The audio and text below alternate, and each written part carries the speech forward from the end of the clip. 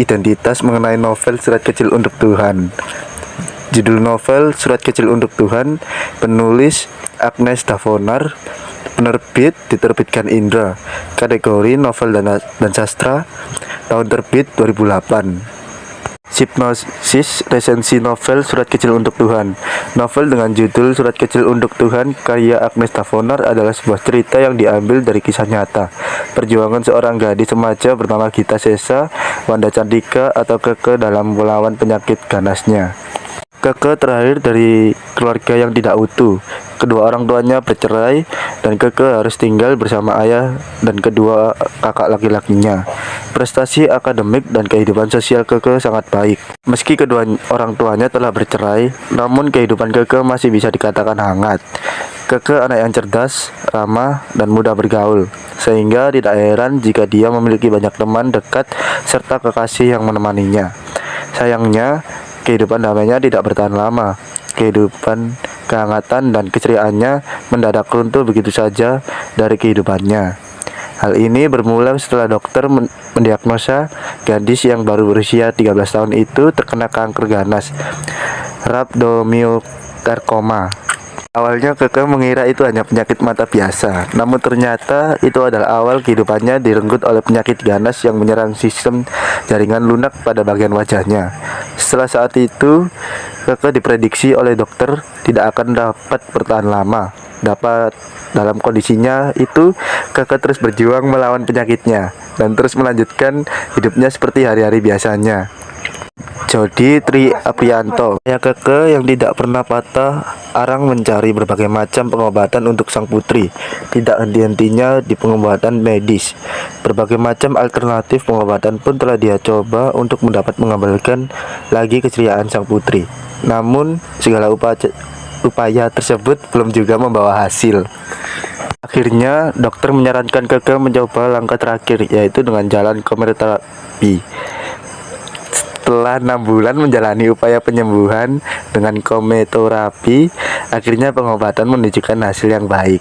Meski Keke harus kehilangan seluruh rambutnya karena efek kemo yang terlalu keras, namun akhirnya setelah 25 kali Keke melakukan kemoterapi, ia dinyatakan sembuh dan dapat melewati vonis kematian yang telah ditetapkan dokter.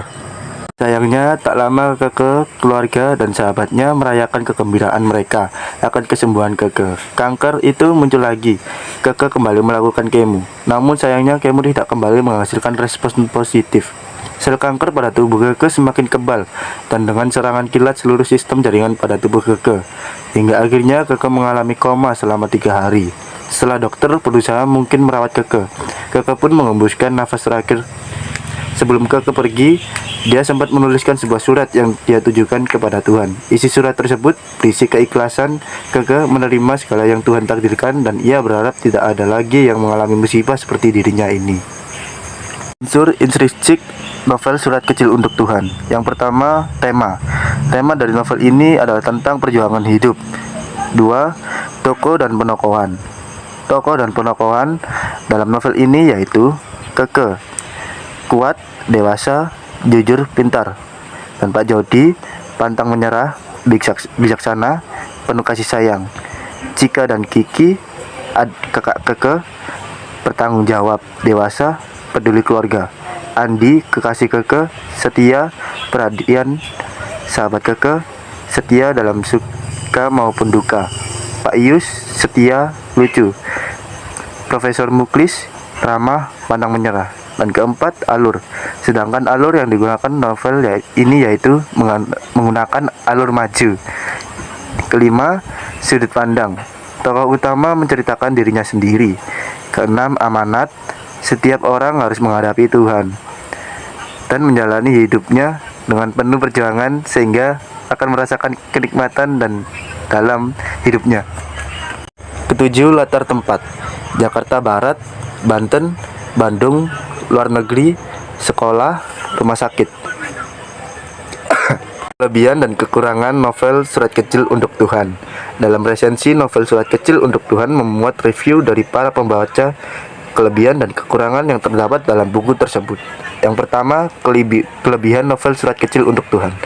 Kelebihan novel Surat Kecil Untuk Tuhan ini selain diambil dari kisah nyata, juga terletak pada gaya bahasa yang digunakan dalam alur cerita di setiap dialog para tokohnya. Hal tersebut membuat pembaca seolah menyaksikan secara langsung kisah Keke dalam novel. Tak heran apabila para pembaca terhanyut dan merasa sedih, iba, haru, hingga kagum pada apa yang telah dilakukan tokoh utama. Dua, kekurangan novel Surat Kecil Untuk Tuhan. Tidak ada karya manusia yang sempurna. Dalam karya Agnes Stefanor ini terdapat kekurangan pada bagian redaksional, di mana dalam penulisannya masih terdapat kesalahan. Terdapat juga diksi yang kurang tepat dan kalimat yang bermakna ganda. Pesan dalam novel Surat Kecil Untuk Tuhan. Dari resensi, novel Surat Kecil Untuk Tuhan memiliki isi cerita yang menarik dengan nilai-nilai positif yang terkandung di dalamnya, khususnya mengenai perjuangan hidup. Novel ini akan sangat menginspirasi bagi remaja-remaja yang saat ini masih memperjuangkan hal-hal yang sebenarnya kurang penting. Berikut ini beberapa pesan yang terdapat dalam novel Surat Kecil Untuk Tuhan untuk para pembacanya. Yang pertama, menerima takdir hidup yang sudah ditentukan oleh Tuhan dengan rasa keikhlasan dan kedapahan. Yang kedua, beriman kepada Tuhan agar hidup menjadi tenang dan damai. Dan ketiga, kasih sayang orang tua kepada anaknya melebihi apapun. Keempat, rasa kesetiakawanan antara sahabat dapat memberikan motivasi yang kuat. Kelima, nasihat orang tua kepada anaknya selalu yang terbaik. Sekian resensi dari saya. Assalamualaikum warahmatullahi wabarakatuh.